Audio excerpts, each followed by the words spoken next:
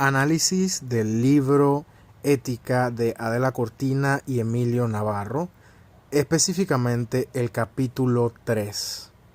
En este capítulo del libro nos lleva a recorrer un poco la historia del pensamiento de la moral para entender cómo el ser humano ha tratado de responder una pregunta, una gran pregunta: ¿qué es lo bueno y cómo debemos vivir? Tenemos que a lo largo del tiempo las respuestas han cambiado según la forma en que las personas han comprendido el mundo y cómo se han comprendido a sí mismas. Por eso, en este capítulo vamos a ver que se divide en 3 etapas: la era del ser, la era de la conciencia y la era del lenguaje. Cada una de estas eras va a representar una forma distinta de entender la moral y la vida ética. Como primera era tenemos la era del ser.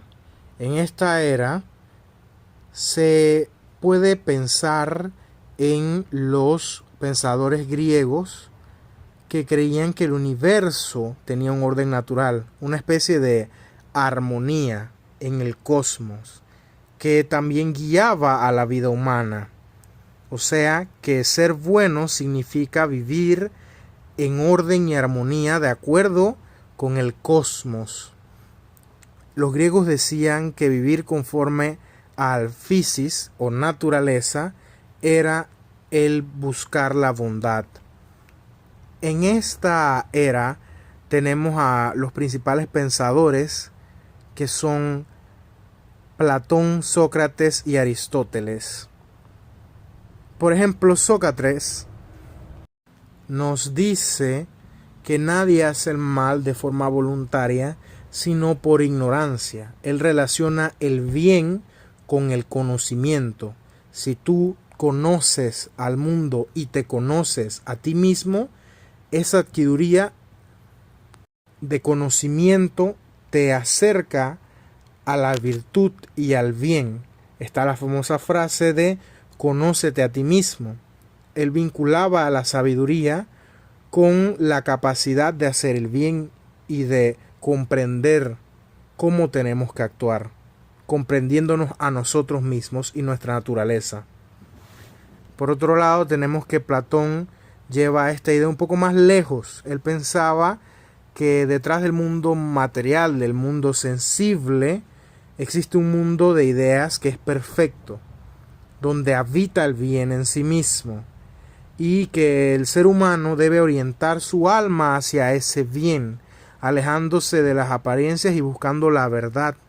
Entonces, al tratar de actuar en base al mundo de las ideas, en el mundo físico sensible, estamos acercándonos a lo que es la virtud.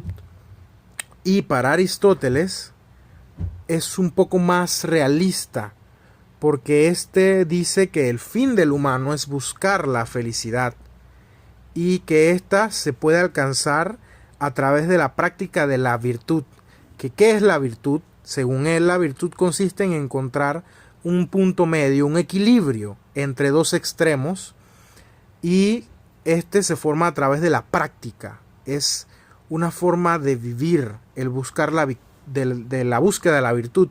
Quiere decir que, por ejemplo, la valentía, ser virtuoso en temas de valentía sería no ser demasiado osado, pero tampoco ser un cobarde. Es buscar un punto medio y mantenerse en esa línea y ser constante en la práctica de ese equilibrio de vida. Eso es lo que él consideraba virtud, y eso nos iba a guiar a la felicidad.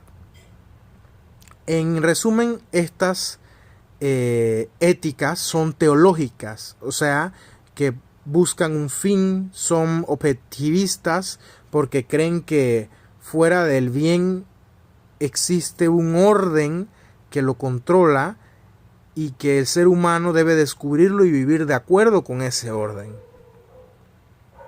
Luego de eso tenemos la era de la conciencia, que empezó a traer un cambio en la visión. Este se da en la Edad Moderna, principalmente en el Renacentismo, y el humano en esta época deja de mirar hacia el cosmos y empieza a buscar internamente. La moral ya no se pensaba como algo que venía de un orden externo, sino de la conciencia y de la razón que un individuo puede tener. Aquí aparece una figura clave, que es en la que nos vamos a centrar, que es Immanuel Kant. Para Kant lo importante no son las consecuencias de una acción, sino la intención con la que se realiza esa acción. Una acción es moralmente buena cuando se hace por deber, no por interés o por deseo. Kant formuló el famoso imperativo categórico que dice: obra solo según aquella máxima que puedas querer, al mismo tiempo que se convierta en ley universal. ¿Eso qué significa? Que debemos actuar en forma a como quisiéramos que los demás actuaran, y de esa forma se haría una ley universal. Kant afirmaba que todo era autónomo y se basaba en la racionalidad, y que no debería buscar unas leyes o un orden ni basado en Dios o en un cosmos, sino en el propio ser humano. O sea que las éticas de esta época son deontológicas, que están relacionadas con el deber. Y por último tenemos la era del lenguaje, que esta se da en el siglo XX, y este trajo una nueva transformación. Aquí los filósofos empiezan a notar que el ser humano no vive solo dentro de su conciencia, sino que en relación con otros, y esa relación se da principalmente a través del lenguaje. O sea que sin otros y sin el lenguaje no habría ética ni moral. En la era del lenguaje se entiende que el lenguaje no es solo una herramienta para comunicarse, sino el medio para construir los significados, los valores y las normas morales del mundo. A través del diálogo las personas interpretan y se comprenden entre sí. La moral deja de verse como algo individual y empieza a ser algo compartido. Busca fines personales, pero también fines sociales, y a través del diálogo construimos y damos sentido a lo que es bueno. Y en esta visión del ser humano dialogante, intersubjetivo, entendemos que alguien necesita comunicarse para reconocer al otro y reconocer su propia identidad moral. Esta época es hermenéutica porque se centra en la interpretación y las relaciones, y por qué la moral surge entre personas y en la comunicación y la comprensión mutua. En conclusión, podemos decir que la moral ha ido cambiando a lo largo de la historia de la humanidad, pero podemos dejar claro que las tres eras nos dejan valores y pensamientos muy valiosos para lo que es la construcción de lo que entendemos por lo que es el bien y la verdad, y que pensar éticamente implica integrar esas tres dimensiones: el ser virtuoso, el actuar con autonomía, con nuestra propia razón individual, y el dialogar para construir el mundo que queremos, éticamente hablando y moralmente hablando.